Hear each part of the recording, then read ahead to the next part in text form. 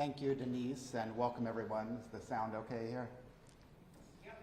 My name again is Oren Selstrom. I'm the litigation director at Lawyers for Civil Rights, and we have the honor of representing the cities of Chelsea and Somerville in this critical lawsuit. Today, we filed suit in federal district court to challenge the Trump administration's unrelenting and unconstitutional campaign to target sanctuary cities. Our lawsuit lays out how Trump's attempt to bully and intimidate cities into participating in federal immigration enforcement flies in the face of fundamental constitutional principles. As you'll hear, Chelsea identifies as a sanctuary city and Somerville as a welcoming community. What that means is that they, like many cities across the country, have made the decision that the public safety of their residents is best served when local police focus on fighting crime and do not become entangled in federal immigration enforcement. They know that our communities are stronger when victims or witnesses of crime don't fear that going to police will expose them or their loved ones to the threat of immigration enforcement. Under our Constitution, cities have every right to make that determination. The president cannot use federal funds as a weapon to bend cities to his will. He cannot sign executive orders and with the stroke of a pen take away the right of local governments to make decisions that keep their residents safe. As you'll hear, millions of dollars that go to vital city services are at stake. Local autonomy is at stake. To hear more, I'd like to turn now to Chelsea City Manager Fidel Maltez.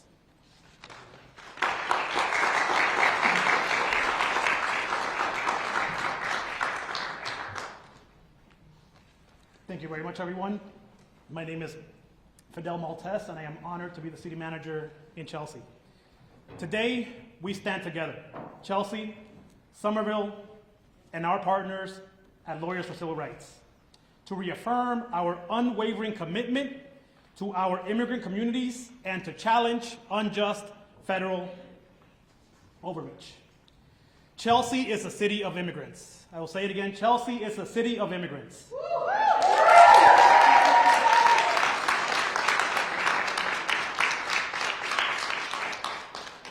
Our strength, resilience, and progress have always been driven by the hard-working families who call this community home, regardless of their immigration status. The Trump administration's effort to strip federal funding from sanctuary cities are unlawful and attack the very values that make our nation strong. These punitive actions seek to instill fear in our communities and undermine local governments that are doing the work of serving and protecting all of our residents. But let me be clear, Chelsea will not be intimidated. We will continue to provide services, resources, and support to every member of our community without exception. We will continue to follow the clear law confirming states and cities cannot be intimidated into enforcing immigration laws. And we will not allow federal policies to dictate how we care for people that call Chelsea home. Chelsea is, and Chelsea will always be, a place where every resident has the right to live with dignity and without fear. We thank Lawyers for Civil Rights. We thank our community. We thank our partners at La Colaborativa for their leadership in this legal fight, and our fellow leaders in Somerville for standing with us. Together, we will ensure that justice prevails and that our cities remain a place of opportunity and hope for all. And I will do my remarks in Spanish as well. Buenos días.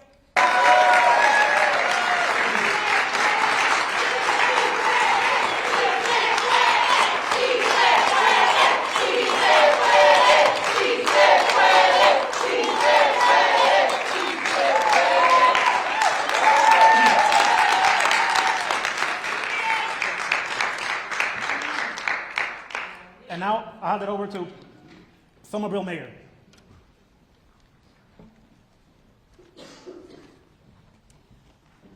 My name is Katiana Ballantyne. I am the mayor of Somerville, Massachusetts. Welcome. Thank you, everyone, for being here. Somerville and Chelsea may be smaller cities, but the lawsuit we filed today is no small matter. It addresses something much larger than just our two communities. Constitutionally protected state, local, and individual rights are under assault, under the banner of attacks on sanctuary cities. The complaint we filed today is in defense of our two cities and all other sanctuary cities. But make no mistake, its success is vital to all of us. First, let's clear up what sanctuary city policy means in Somerville, which is a welcoming community. We follow all state and federal laws. We protect public safety. We fight crime. We work to protect victims and enforce law equally for all persons regardless of immigration status. And we do cooperate with federal agencies, including immigration, on criminal cases. But as a welcoming community, we keep our officers focused on the job they are trained and hired to do, which is local public safety. That means they neither carry out nor do they interfere with federal immigration enforcement. Being a welcoming community upholds every person's 14th Amendment right to due process when under the jurisdiction of U.S. law. Being a welcoming community supports trust in law enforcement. Trust is vital. It drives down crime. It makes victims and witnesses feel safer coming forward. Being a welcoming community builds safety for all. But our new federal administration wants to strip us of our constitutional right to direct our own local police resources as best serves our community. All the way from Washington, they want to order our local police to take time away from preventing crimes like home burglaries or assaults and instead carry out mass deportations. They want to tell our traffic cops to shift time away from making sure kids get safely to school and workers to their jobs and to instead carry out family separation. They want our brave police officers to reduce resources for protecting victims of domestic violence or for stopping drunk drivers, and instead to raid our schools, workplaces, hospitals, and churches.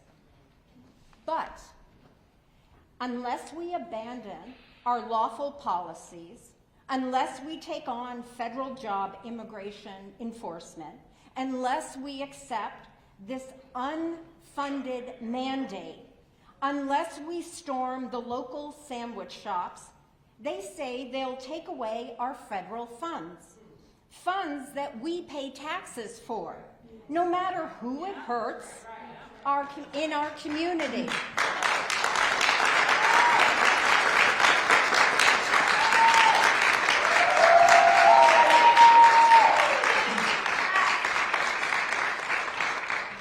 They seem to be okay if yanking funding hurts police who need bulletproof vests or small businesses that need our water system to function. They seem to think it's okay if overriding our right to make local decisions violates state and local rights under the 10th Amendment. They seem to think it's okay to threaten us with prosecution under made-up rules unless we ignore due process, cede our local rights, and instead use our limited local resources for federal functions. This attempt to bully sanctuary cities into mass deportation isn't just a lazy approach that avoids the real work of needed immigration reform. It makes our communities less safe, damages our economy, drives up prices, and as our complaints argues, blatantly violates the U.S. Constitution.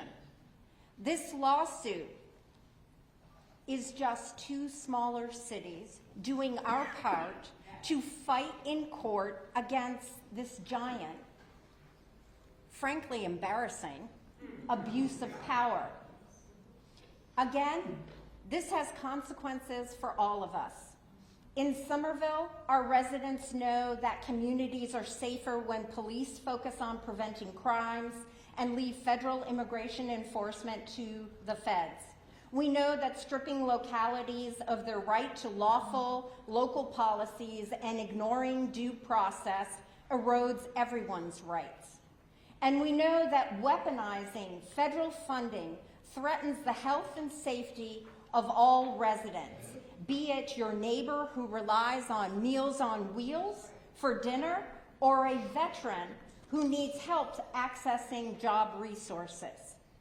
In Somerville, we believe in safe, welcoming communities, policies that serve all our people, and in safeguarding all our rights. We urge the administration to honor our Constitution and let us serve our communities as we know best.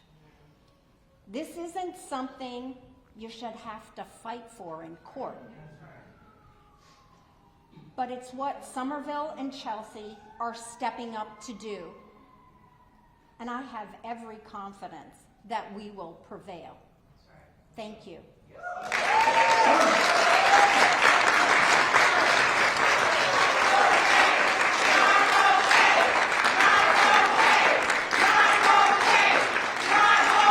Director Maria Teresa Nagel, and she will give my remarks in Spanish. Por estar aquí. Somerville y Chelsea pueden ser ciudades pequeñas, pero la demanda que algo muchísimo más grande que nuestras dos comunidades, porque los derechos ataque, usando la excusa de que somos ciudades santuario. Ciudades santuario, pero no se equivoquen, su éxito es... Primero, aclaremos qué significa ser una ciudad santuario en nuestras políticas.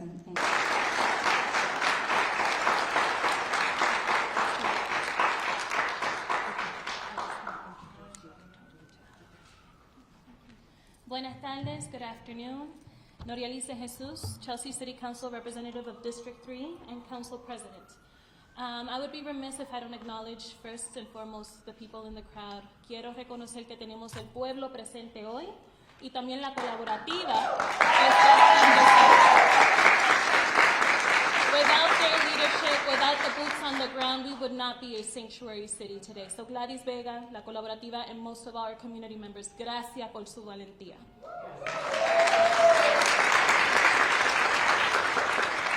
As president of the Chelsea City Council, I am proud to stand here today with our partners from Somerville and with our legal partners, Lawyers for Civil Rights. Chelsea will always stand with our immigrant families. For generations, immigrants have been the heart of this community. We have built businesses.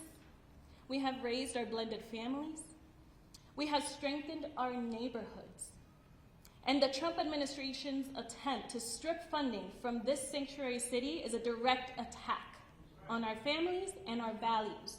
Fairness, inclusion, compassion. This is about people, not just policy. This is about families who deserve to live without fear. This is about workers who contribute to our economy. This is about children.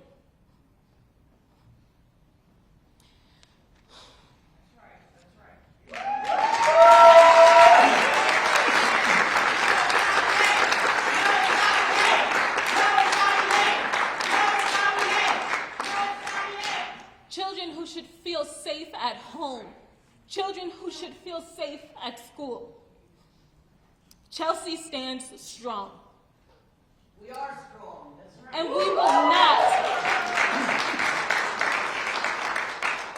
we will not be bullied into turning our back on our families. We will continue to provide the essential services that organizations like La Colaborativa have been providing for years. We will continue to advocate for our families. We will continue to fight against any effort to divide or marginalize us. Our city is strong, and it's strong because of our diversity, not in spite of it. With that being said, I just want to thank everyone, including our partners in Somerville, including our legal partners from Lawyers for Civil Rights, but also our great leadership from our city manager, Fidel Maltes. Thank you all.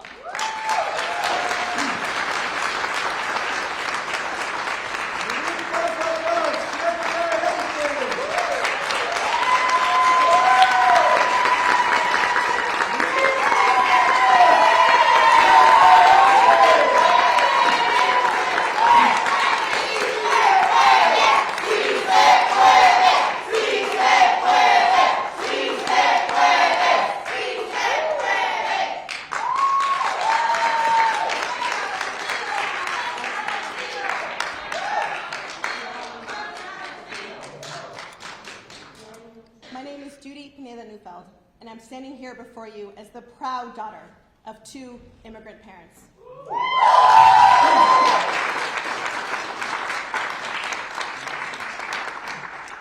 Parents who taught me the importance of hard work and always standing up for what is right and what is just. I'm also standing here today as the president of the Somerville City Council, a community and a council that has nearly for 4 decades been unwavering in our commitment to protecting and standing with our immigrant neighbors.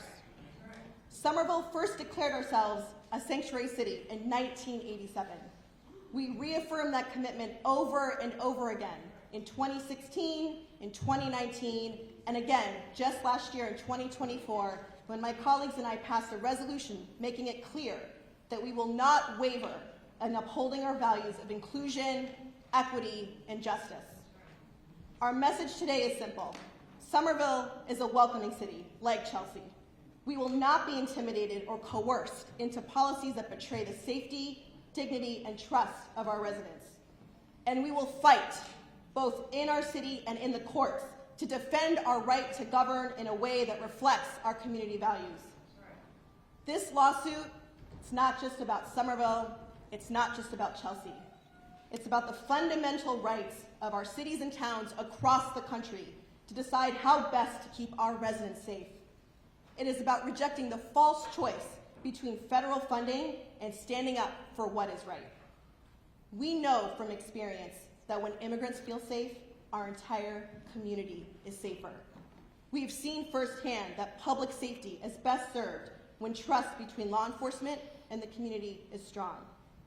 So today, Somerville stands with Chelsea and with every sanctuary city across the country to say we will not be silenced. We will not be forced into complicity with unjust and unconstitutional federal overreach, and we will keep fighting every day to ensure that every person in our community, no matter where they were born, has the right to live with dignity, has the right to live without fear, and has the right to live with the full protections of our cities behind them. Thank you. I'm happy to answer questions. Hey. They also say they're not sovereign nations that fall under federal jurisdiction. What's the strategy to fight this since you answer to federal jurisdiction? That you wanted to go all the way to the Supreme Court? Well, this issue came up in the first Trump administration when Trump tried this before, and the court sided with sanctuary cities. The Constitution is very clear that the president cannot insert additional conditions into federal funding and try to bend cities to his will. So the courts have been very clear on this in the first Trump administration, and we fully expect that that will be the same this time around. Oren, certainly the threat of revoking federal funding has been made. Has it been acted on at all? And then my second, by the Trump administration against these 2 cities, second question is, the SJC Lund decision already prevents local officers from, detaining or arresting based on immigration status. So do Somerville and Chelsea go further in their sanctuary status, or are they in the same boat as everybody else? Great questions. Let me start with The first The was federal funding, the has federal- it, have they tried to revoke it yet? As we've seen in other contexts, that is ongoing with this administration using federal funding and the stripping jurisdictions of federal funding in order to achieve its policy goals. So we're seeing that right now across the country. It's also quite clear that sanctuary cities are in the crosshairs, that President Trump and his agencies have said in no uncertain terms that he plans to strip federal funding from sanctuary cities. So this is quite clear that this is imminent, this is happening right now, and it needs to stop. I'm glad you brought up the Lund decision. It's a very important decision that the Massachusetts highest court, the Supreme Judicial Court, held that state officers, local police cannot hold people on immigration detainers longer than they would otherwise be held. That is something that these executive orders ignore, that in Massachusetts in particular, state law forbids those detainers from being honored. That is exactly the kind of positioning between a rock and a hard place that these executive orders put jurisdictions in. That is why we need clarity from the federal courts and ruling from the federal courts that what Chelsea and Somerville are doing and have been doing for decades is fully constitutional, and that what is unconstitutional is the president's attempt to undermine that public safety and those values that our local communities adhere to. Or in the paperwork in the lawsuit, it says, that these different cities have a certain amount of money that's coming in from the federal government, and that if they use it and it's then taken away, they're in a bad situation where they owe this money or it has to be forfeited. What are you advising as an attorney to these cities right now if the federal funding has not been taken yet, or they have it and they're holding it, or they have projects ready for it? What do you do? That's a great question, because it really points out the deep uncertainty that these executive orders and federal directives cause. Much of what the cities do is through reimbursements from the federal government. And so this type of executive order, with its very broad and unconstitutional language, puts cities in the position of either having to go ahead and provide services and then not know whether that will be reimbursed by the federal government, or to forego those critical services that you heard about and then leave their residents without those services. So that is precisely the kind of deep uncertainty that these executive orders and directives put cities into, and that's why it's so necessary for federal courts to step in and make clear that this is overreach on the part of the president. Or this weekend you heard the board talk about setting the sights on Boston. Does a lawsuit like this just make them come across the bridge and put their sights on Chelsea and Somerville?